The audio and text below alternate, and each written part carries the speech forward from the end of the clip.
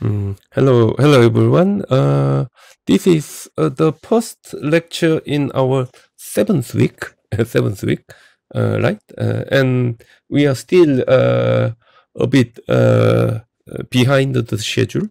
I couldn't finish our talk on life story of the Buddha yet, so there is a long way to go. But I will speed up. But the problem with this online lecture is that I have a two computer here, and there are so many materials I'd like to show you. That makes me, a bit too much to talk about something on the specific issues. And the outcome is that we are a bit behind the schedule, but I will keep up. I will keep up with it. So I promise I will keep up with it. So last week, I think I was talking about the story of Sujata. And the Sujata appeared in front of the Buddha when the Buddha was almost dead, because he did Jain asceticism, and he thought, he was almost dying. So if he dying like that, he couldn't achieve anything. So at the time when Sujata offered a meal, the Buddha accepted. This is one of the most important event in the life of the Buddha, because if he die like that, there is no Buddhism. And I think he will be remembered not as a kind of a leader of Buddhism, but as a kind of Jain meditator or ascetic meditator, something like that, not the Buddhist leader.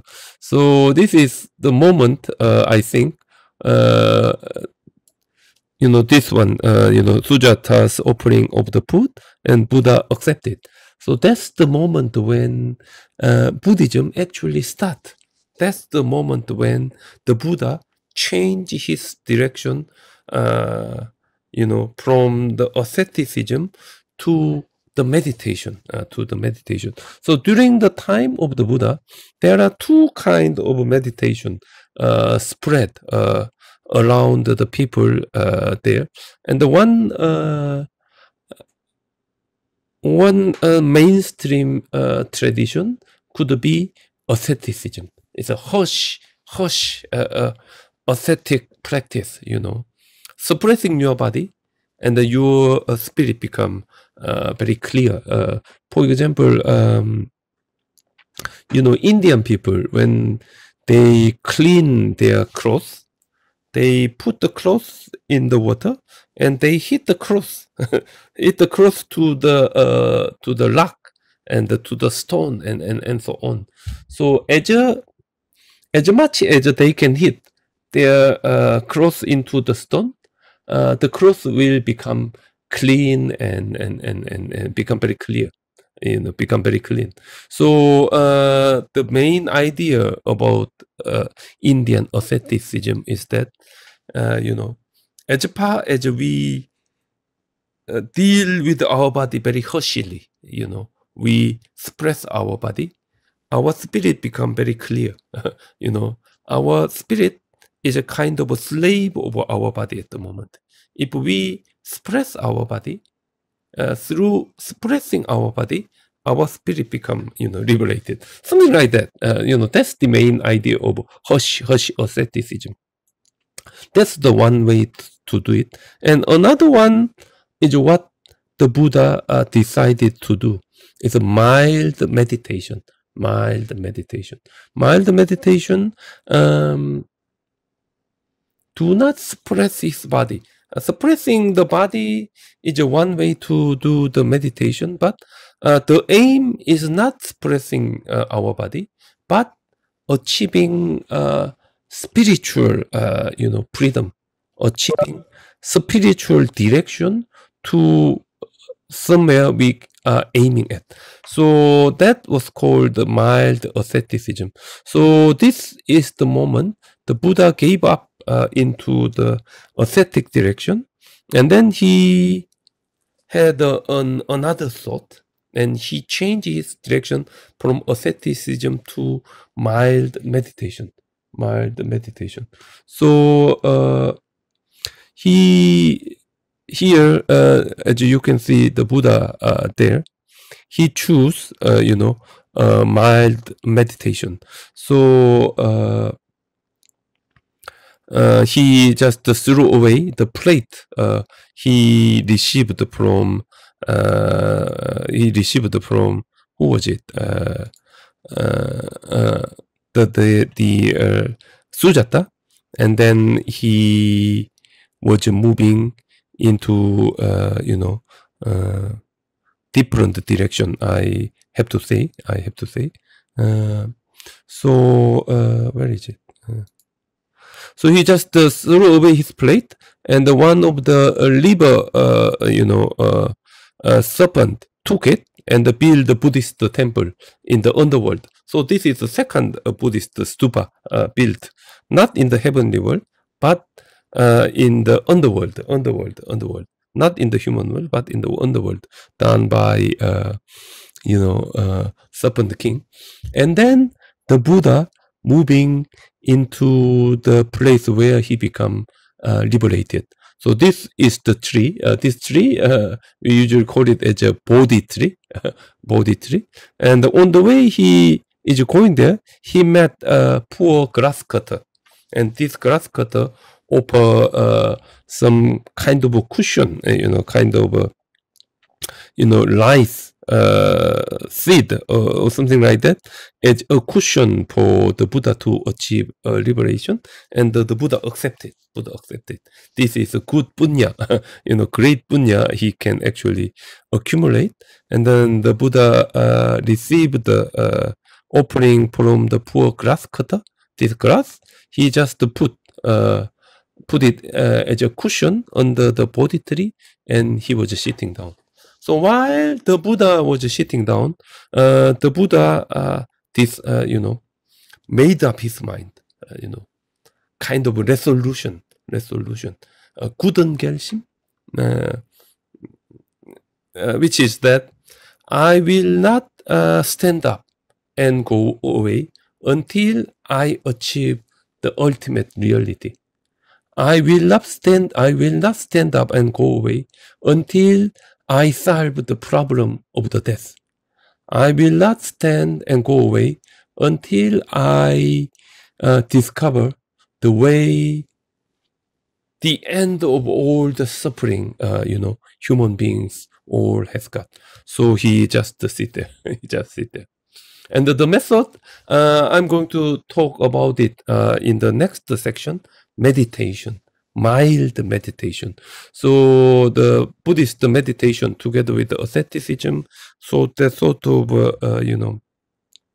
meditative current during the time of the Buddha, and the development I will cover next section. But anyway, the Buddha regard his position as a middle path, Majjhima Patipada. You should remember this Majjhima Patipada. Where is it?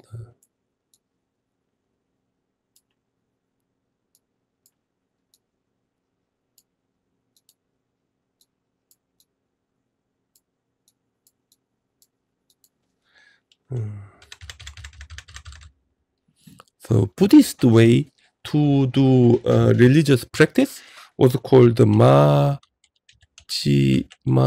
Patipada. Majjhima Patipada. Majjhima means middle. Patipada, way to go. Patipada, way to go. So altogether, we usually translate it as a middle path. Middle path or middle way. In Korean, we have a Korean word. What was it? 중도? 중도? 중도. This is a 중도. So this Majjhima Patipada, I have to say, is middle way between ascetic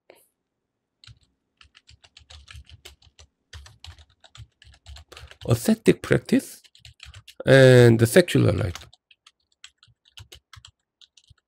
So this is middle way between ascetic practice and secular life.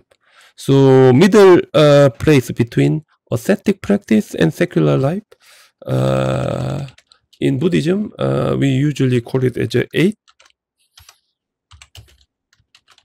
noble path. 8 noble path. You remember light, light viewpoint and so on. Usually this middle way in the early Buddhism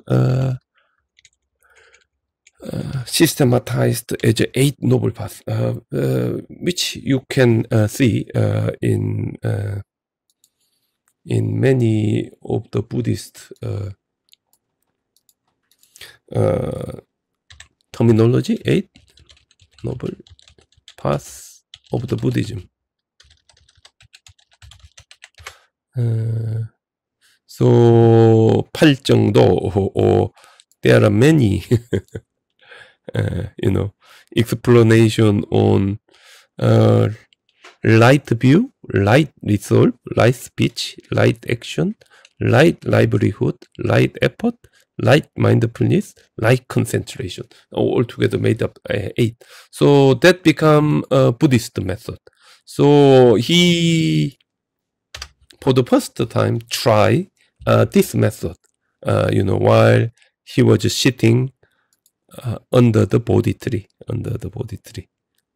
So this is the typical scene of Buddha's, awakening, as you can see here. The Buddha sitting there, and here on this side, you can see army of people approaching, led by this pink figure. And this figure was called the Mara. Mara. And the Mara is not the demon in the Western term. Mara is simply a king of death. King of the world of death. King of the world of the death. So Mara indeed worried about if the Buddha achieve a liberation, and then Buddhism start and everyone practice Buddhism, the number of people who goes to the world of death reduce. So he thought his power will be reduced. So he feel like he should do something. So he try the Buddha not to become awakened. So that's the job of the Mara doing here. So Mara appear in front of the Buddha. So while Mara was appeared in front of the Buddha, Buddha's hand gesture was like this. This is a meditative mudra. In Buddhism, we have many different mudras. You may know there are many mudras in Buddhism, and for example, we have Bhumi Sparsha mudra and meditation mudra. Two of the most common mudra in early Buddhism. I think I should show you before I move on. Where is it? Usually, Buddhist statue, Buddha's statue of the Buddha usually have a Bhumi Sparsha mudra. Where is it? So meditation.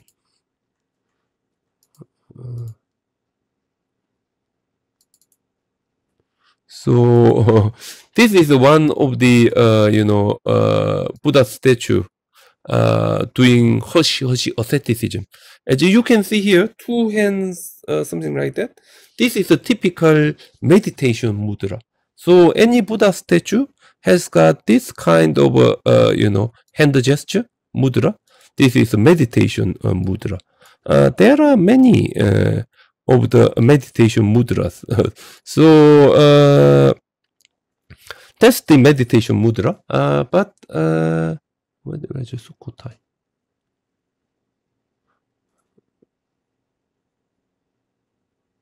Here.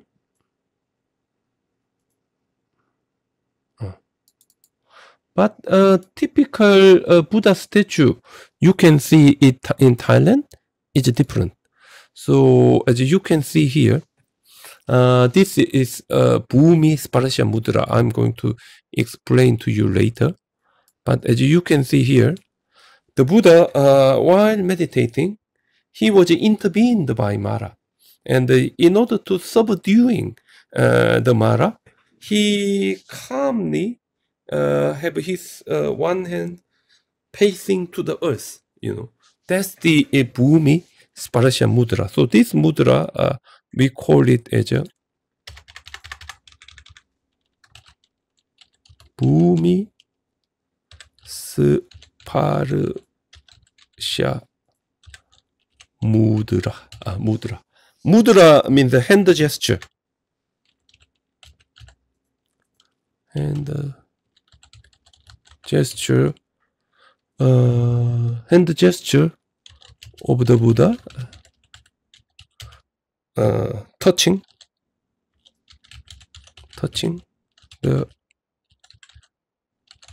the earth.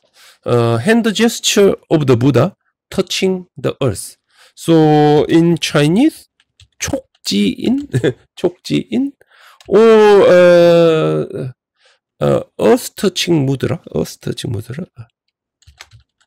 or in English, earth touching mudra, earth touching mudra, or it means the Buddha asking the earth for the witness of his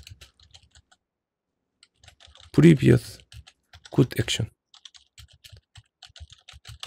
Maybe we can make it more fully. The Buddha asking the earth for the witness of his previous good action. Maybe we can put it like that. So that's the gesture of Bhumi Sparasya Mudra, like this, chokji-in. So if you go to Thailand, more than 90% of Buddha statue has got this earth-touching gesture, chokji-in. So this is among the most popular Buddhist gesture, the gesture of the Buddha you can see in Thailand. And this is Wat Sichum, one of the very big, unfinished Buddhist shrine in Sukhothai, in the middle part of the Thailand. A huge Buddha statue inside of this unfinished building, very, very big. So whenever I go to Thailand, I usually go to this Wat Sichum because this Buddha statue has got among the most beautiful, earth-touching hand gesture of the Buddha enshrined there. And as you can see, Buddha has got long fingers, very, very, very long and slim and beautiful fingers. And Buddha's finger facing to the earth. So Thai people put, gold sticker there. So his finger almost like gold in here. It's beautiful. So in Thailand, if you would like to be regarded as a beautiful woman, you should make this beautiful carve of your hands like this. If you can make it, you are really beautiful. Something like that. So this is a hand gesture of the Buddha, chokji-in. You should remember before we are entering into.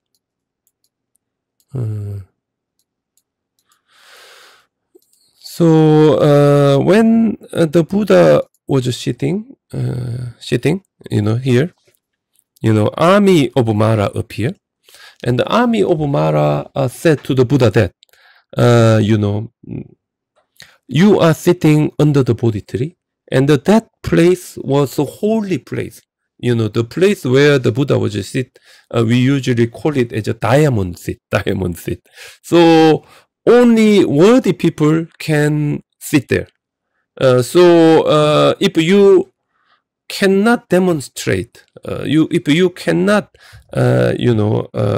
demonstrate your good deed during the life, you cannot sit there. So the army of Mara tried to attack the Buddha by saying you should stand up and go away.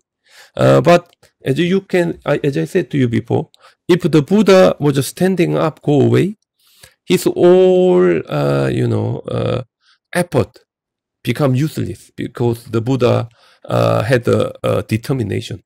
I will not stand up, go away until I achieve the truth, until I find out the solution to overcome the suffering in our life.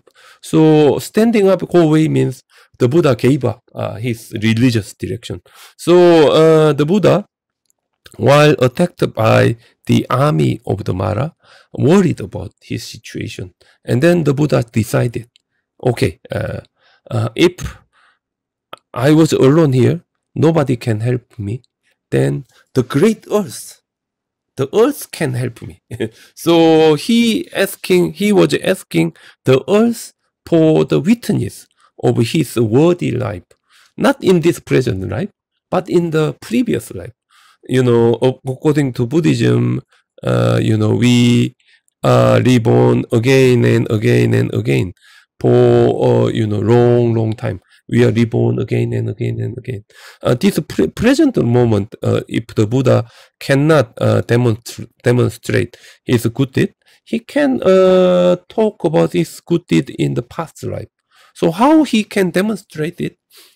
It's very interesting. So this Southeast Asian version, as you can see here, while Buddha calmly did this, Bhumi Sparasha Mudra, asking the earth to become the witness of his good deed in the past life. How do you think about the lady? The lady appeared, and this lady, according to the southern Buddhist tradition, we usually call her as an earth goddess.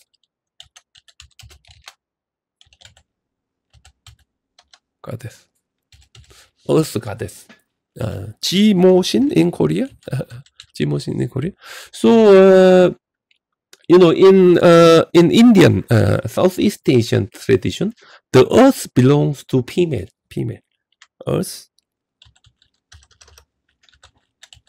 Earth and tree. Earth belongs to female. Earth belongs to female. So someone taking care of earth, female.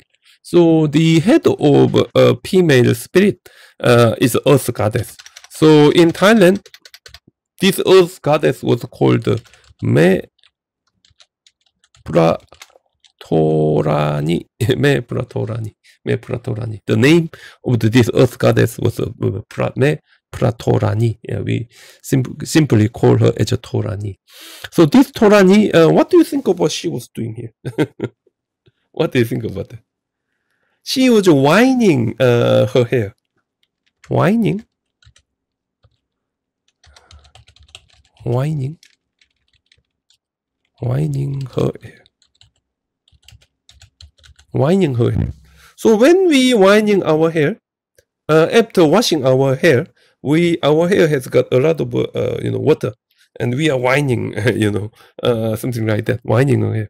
머리를 짜다. She is winding her hair. And then, while she was winding her hair, so many water coming out. So this water actually become a kind of a huge amount of water. It made a flood with the plot, the army of Mara defeated. As you can see here, army of the Mara. Before, Buddha's Bhumis, Parasha, Mudra, and Mepuratorani, they are victorious. But after, Buddha's Bhumis, Parasha, Mudra, Earth goddess appear. She is winding her hair, the water coming down, and there was a big flood. So the army of Mara all go away, and the Mara himself, venerating to the Buddha, accepting he was defeated, accepting he was defeated. That's the main idea of this Bhumi, Parasha, Mudra, and everything.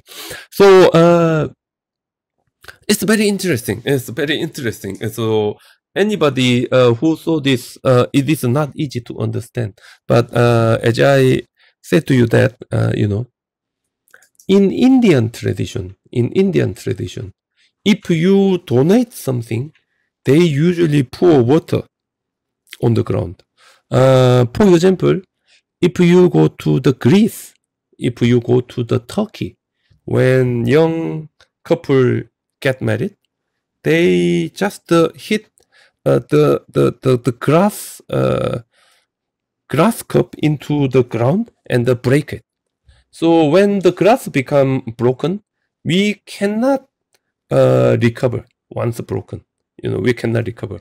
So this marriage is already done, and we cannot going back. So that's the meaning of breaking the grass in the Greek marriage ceremony. In the similar way, when a young couple get married in Sri Lankan Buddhist tradition, the father of the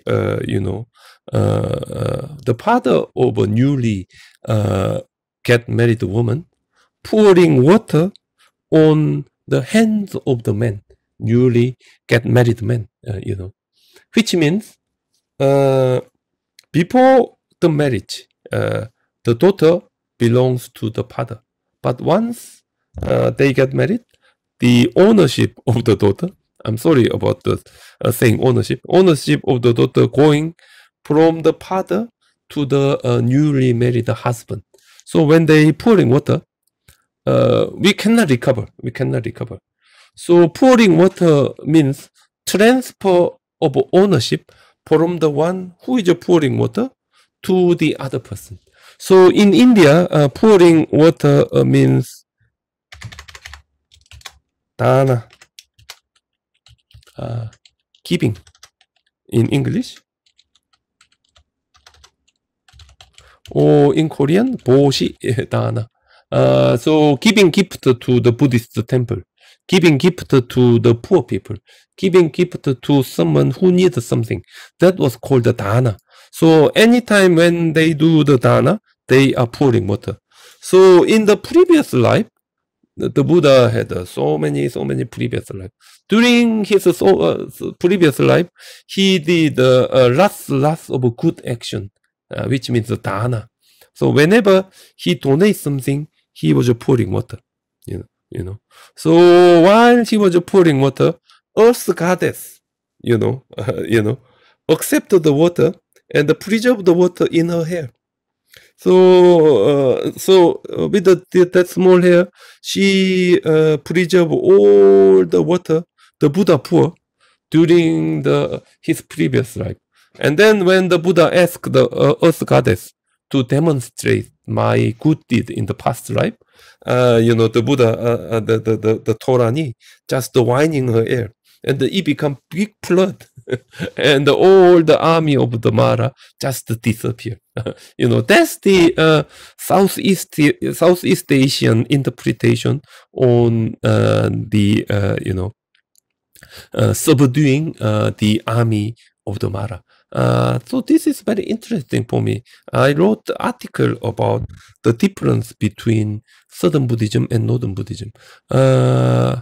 I said this mainly because the interpretation of subduing Mara is different, according to the Buddhist tradition. For example, not this one. For example,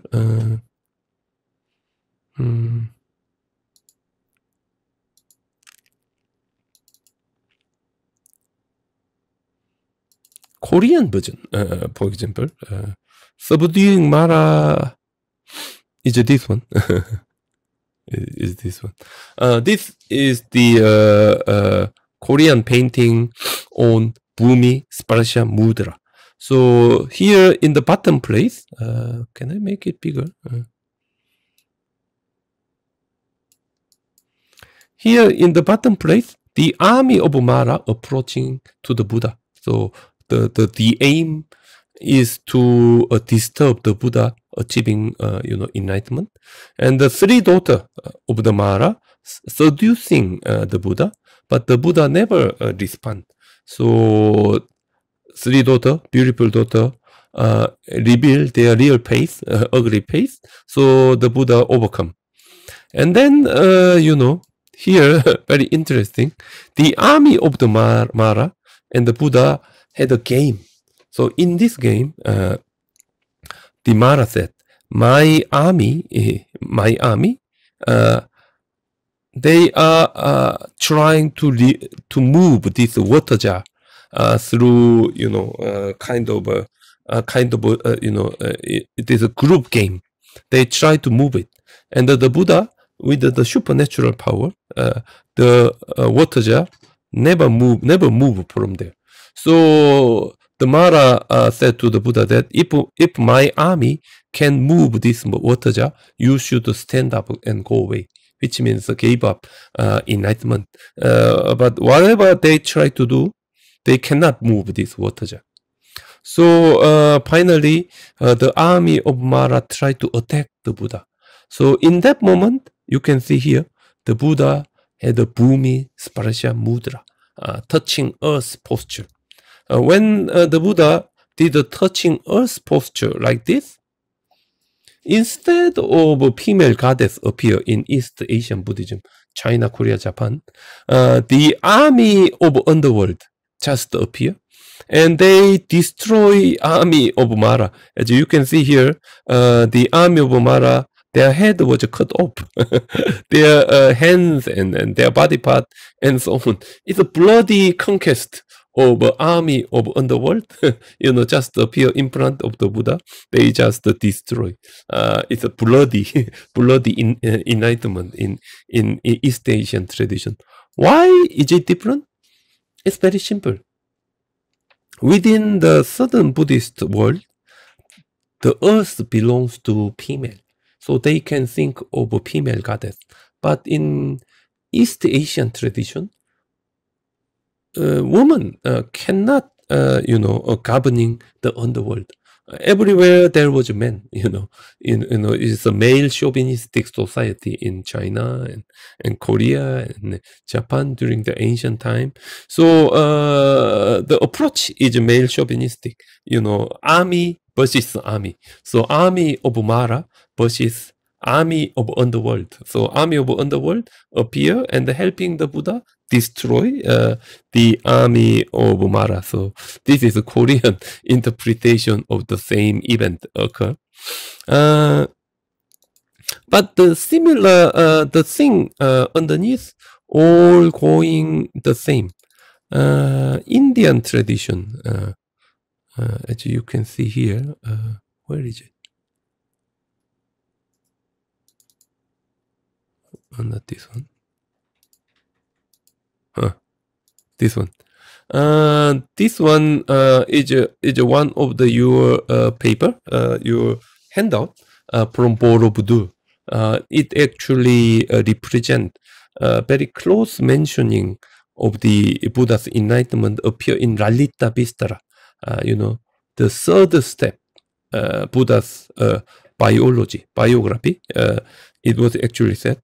Here the Buddha was sitting under the Bodhi tree, and here is Mara with his army.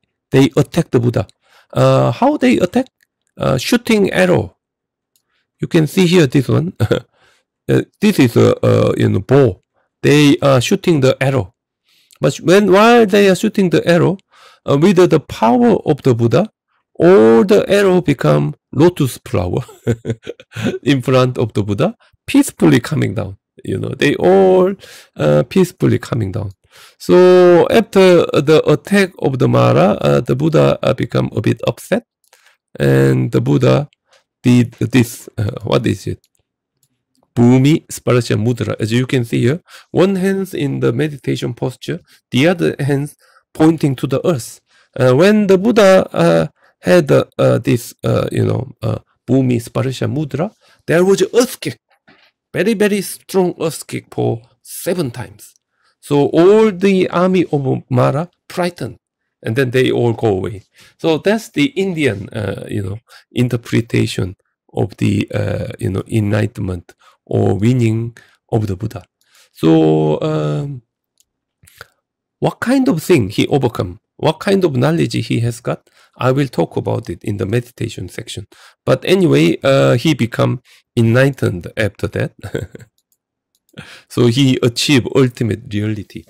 And then he was coming back to the, Panchabhakya Bhikkhu, 5 group of monk.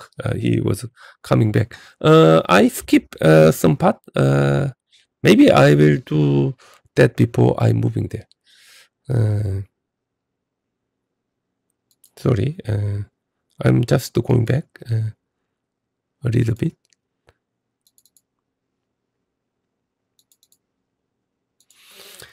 In the Southern Buddhist tradition, after the Buddha achieved the knowledge to overcome all the suffering, after the Buddha achieving the knowledge of the truth, he didn't go to the Varanasi to teach the truth he just discovered.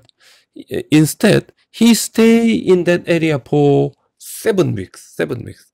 So 49 days he stayed there in the Uruvela, and he did many different things. So these are the typical of 7 weeks of the Buddha explained in the Buddhist, Southern Buddhist temple. So this is from Wat Khong Karam in Ratchaburi near Bangkok. And the first week, Buddha sitting under the Bodhi tree. So he achieved Bodhi tree under the, he achieved enlightenment under the Bodhi tree, and his enlightenment give him kind of a bliss of his bliss of his liberation. So he enjoyed this kind of bliss, extreme happiness to achieve enlightenment or awakening. For 1 week, he just sitting under the Bodhi tree become very happy. So first week, sitting under the Bodhi tree, experiencing extreme bliss of his liberation. And second week, you can see the Buddha's hand gesture, something like that, which means say thanks to someone. When we say thanks to someone, we did something like that. So the Buddha did say thanks. Where the Buddha saying thanks, has got direction toward the Bodhi tree, because Bodhi tree offer a shelter for the Buddha during his enlightenment. So he would like to say thanks to the Bodhi tree. So according to the legend, during the 1 week, Buddha never have a blink, just open his eye, staring at Bodhi tree, say thanks for 1 week. So this is the second week of the Buddha. And the third week, the Buddha thought he should going up to the heavenly world, because he achieved enlightenment, and this enlightenment is not for the ordinary people. It is a good thing not only among human beings, but also among heavenly beings, together with the living creatures below. So the Buddha decided to going up to the heavenly world. And in the heavenly world, he just had a walking by, for 1 week, showing I'm the enlightened one. I'm I will become the teacher, not only among the human beings, but also among heavenly beings as well. So the third week, he had work going up and down in the Milky Way in the heavenly world. So that's the third week. And the fourth week, where is it? In the fourth week, heavenly beings built a nice shelter. We usually call it as a jeweled chamber for the Buddha in the heavenly world. So in the heavenly world, the jeweled chamber was built by the heavenly beings, God, for the Buddha. He was just sitting there, and he meditated. While he meditated, he had a plan to explain his awakening to the human beings. So this was called the Abhidhamma, interpretation of his teaching, interpretation of his awakening. So he had a plan how to teach his awakening to the human beings.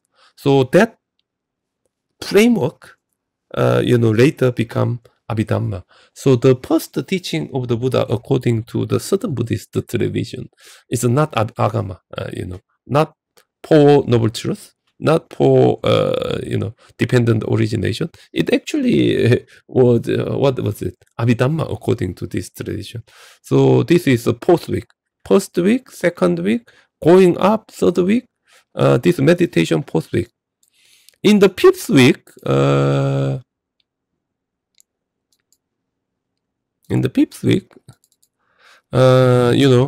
in the Southern Buddhist tradition, during the fifth week, 3 daughters of the Mara appear in front of the Buddha, seducing.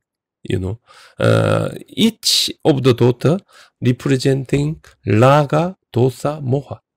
So one daughter representing passion, endless passion on Kama, endless passion on woman, endless passion on possession, endless passion on everything. The Buddha overcome. And second one, hatred. Passion means our mind to be with what we like, to be with what we like. Hatred, to be separate from what we hate, something like that. So second daughter representing hatred, the Buddha neither show any passion nor show any hatred. He was just calm down and relaxed, and his mind was almost like a flat, never goes to the direction of desire or the direction of hatred. He was just calm down. So he overcome. And the third daughter representing Moha. Moha means ignorance. The Buddha never, claim I'm the God. Never claim I'm the heavenly being, more than heavenly, and so on. His knowledge is itself showing his, status. He never try something. He achieved something ultimate, So this third daughter, without having any knowledges. So all the this kind of a seduction, the Buddha overcome. That's the fifth week. And the sixth week, there was a big rain. There was a rain in the Uruvela area. The Buddha was sitting under the Bodhi tree, but there was rain, Ajapala Nigruta, some different tree, just the rain just pouring down. The Buddha was sitting down.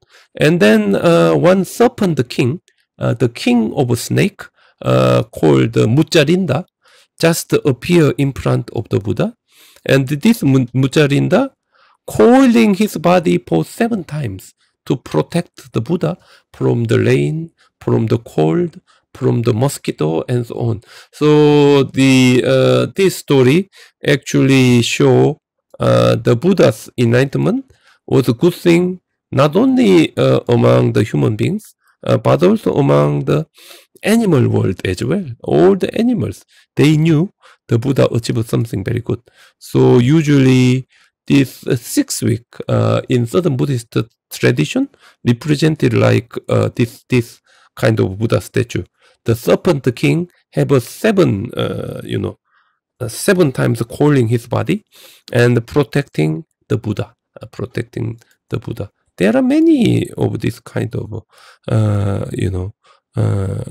statue, Buddha statue in southern Buddhist tradition like this. You can see the serpent king protecting the Buddha. Or this one in Sukhothai, the serpent king opened his hood and coiling his body 7 times. And sometimes we have this, serpent king is almost eating the Buddha. But this is actual protection, not the eating, actual protection offered by the serpent king. Or if you go to Bodh Gaya, very big Indian cobra, big Indian snake cobra, open his hood and protecting the Buddha. This was called the Mucharinda Pond in the Mahabodhi temple, representing this one. That's the 6th week. And then the 7th week, this is my favorite part. And then the 7th week,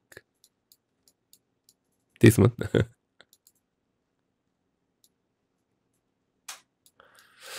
Two merchants appear in front of the Buddha. And the name of the two merchants, anybody knew that? Tapusha and Balika. And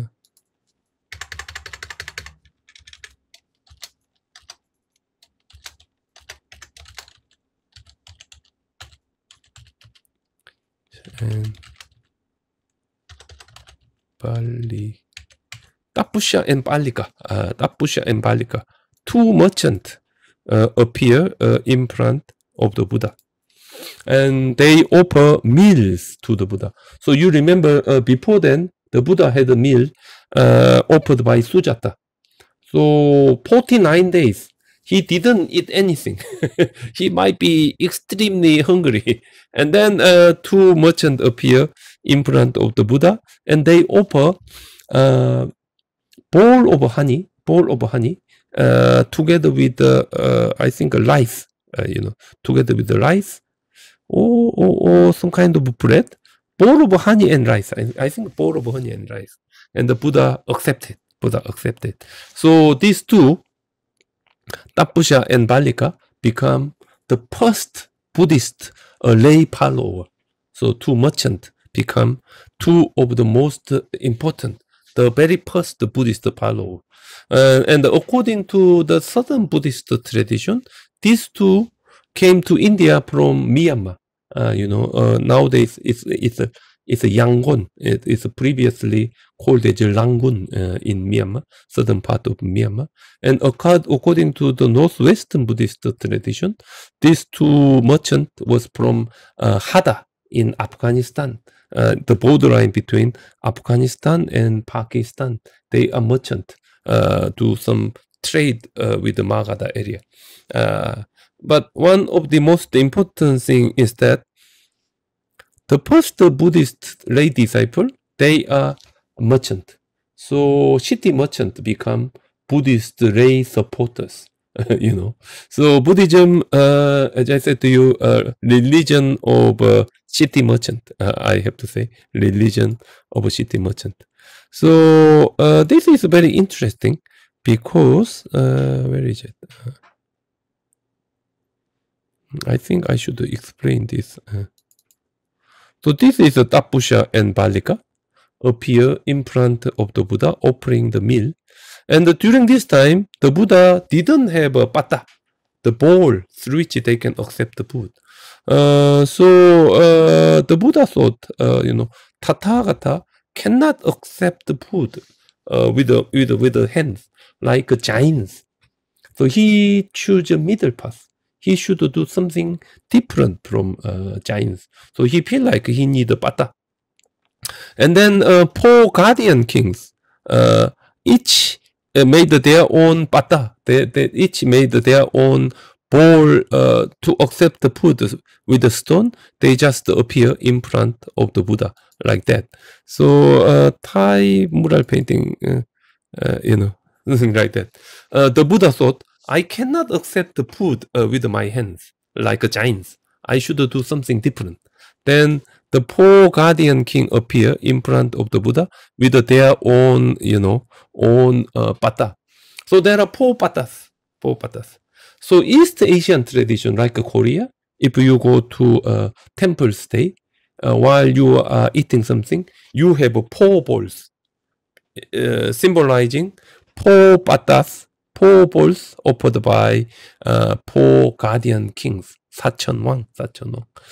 But according to the southern tradition, Buddhist monk only has just 1 bata. So here you can see the 4 batas. The Buddha with his supernatural power make just 1. He just make just 1 bata, and then accept food from the Tapusha and Ballika. So there is a supernatural power occurred by the Buddha. So in the southern Buddhist tradition, we have just 1 bata, So if you go to southern Buddhist country, when they do what was it? Almsgiving, they have just 1 bata. I will show you this. This is the early morning Luang Prabang of Laos, and the young monk, walking through the village to gather their food. As you can see here, just 1 bowl, not 4 bowls, just 1 bowl. Buddha, with his supernatural power, make it just 1, just 1 bowls, So the bata or baru was introduced at this very moment into the Buddhism. And then the next time, next turn, when this Tapusha and Ballika, you can see here, offering the food, and the Buddha accepted, and they become very happy, and they ask the Buddha that they'd like to be his disciple. They'd like to be his disciple. And they become very happy, and the Buddha accept that. But both Tapusha and Ballika, according to the southern Buddhist tradition, they were there from very far. So both Tapusha and Ballika are thought, once they say bye-bye to the Buddha, they will never see the Buddha again, because they have to go back to their home country. So these two asking the Buddha, could you give us some kind of a souvenir? Could you give us some kind of souvenir? So souvenir, what was it? What the Buddha did this? What the Buddha did? What do you think about that? Buddha actually give them 8 pieces, sometimes 6 pieces, sometimes 6, sometimes 8, according to the tradition. He just put his hair from his head and give it to them. So this is your souvenir. So these 2 people, Tapusha and Ballika, together with the hair of the Buddha, they are going back to their home country. That was the southern part of Myanmar, and they built a Buddhist stupa. And this is one of the biggest Buddhist stupa in southern Buddhism, and one of the first Buddhist stupa on human world. You remember when the Buddha cut his hair, God Indra collected, going to the heavenly world, built the first Buddhist stupa in the heavenly world called Chulamani stupa. The second Buddhist stupa, when the Buddha threw away the bowl he used to eat the food from Sujata, the serpent king in the Neranjara river took it, going into the underworld, built the second Buddhist stupa. And the third one, and the first Buddhist stupa built was this one. It was called the Shwedagon Stupa in Yangon, Rangoon during the colonial period, among the biggest Buddhist stupa, I have to say. And as far as a certain Buddhist or Burmese Buddhist believe, the 8 pieces of hair of the Buddha enshrined inside of this Shwedagon stupa. It's a huge complex. Whenever I go to Yangon, I usually go there. Usually stay 1 week, 7 days. I just stay there. For the first time I went there, have a circumambulating this stupa takes 4 hours for me. Long time. In order to make 3 times, it takes 3 days for me actually. This is a holy place for Southern Buddhism, because this is the first Buddhist stupa ever built in the human world. So if you go to Yangon, please visit Shwedagon, and believing that this is the first Buddhist stupa built in the human world. So that's the story of Tapusha and Ballika, the first Buddha's disciple. And then the Buddha thought the awakening he just achieved was too difficult. In Buddhist text, they usually say the Gambira.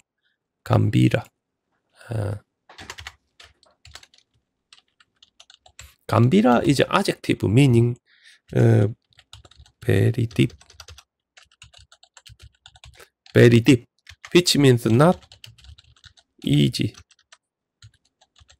to understand, So the Buddha thought what he achieved, his awakening, the content of his awakening is very difficult. Gambira, very deep, not easy to understand. So if he try to explain this to the ordinary people, they cannot understand it. So teaching Buddhism to the human being make him very difficult, make him not easy. So the Buddha was actually almost gave up, not teaching the Buddhism to the human beings, because it's very difficult. So at that very moment, you can see here, God Brahma appear in front of the Buddha, and the God Brahma with the Anjali Mudra, requesting something to someone. So God Brahma requesting the Buddha teaching Buddhism to the human beings, because there are some people who can understand your teaching. Mostly they can't understand, but there are people who can understand. If you teach Buddhism to the human beings, the world will flourish. If you are not teaching Buddhism to the world will perish. So the Buddha, with his supernatural power and checking the human world, and he discovered that there are people who can understand it. So if he didn't teach Buddhism to the ordinary people, the world will perish. So the world will perish, living creature will suffer. So that's the compassion. Buddha's hand gesture like this means compassion. He feels very sad when people become very sad when he didn't teach Buddhism. So out of his compassion, he decided to teach Buddhism. So this very moment was called request from the God Brahma, creator God of the world. The Buddha decided to teach Buddhism.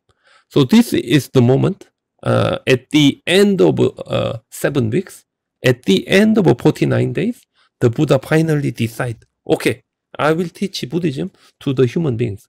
I will teach Buddhism to the ordinary people, even though it will give me pain. It will give me, hard work. It will give me suffering. I will try to teach Buddhism to the ordinary people. So that's the moment, the Buddhism become flourished. So, and then we move to this one, Pancha Bhakya Bhikkhu. So, Buddha's mission clear, teaching Buddhism, performing supernatural power. I will explain Wednesday. Okay, so any question you have, just put it there in our question and answer session in the e-class. I stop here today, and I will see you on Wednesday. Thank you very much. Thank you. 감사합니다.